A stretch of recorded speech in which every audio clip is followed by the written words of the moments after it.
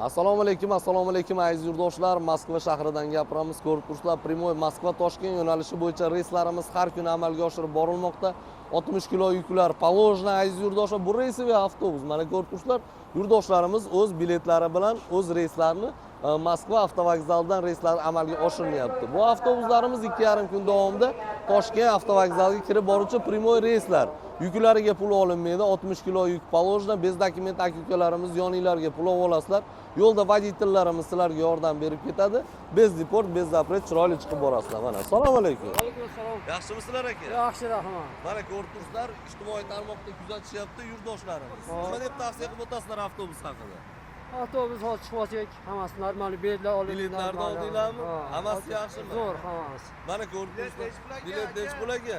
7000 ekan.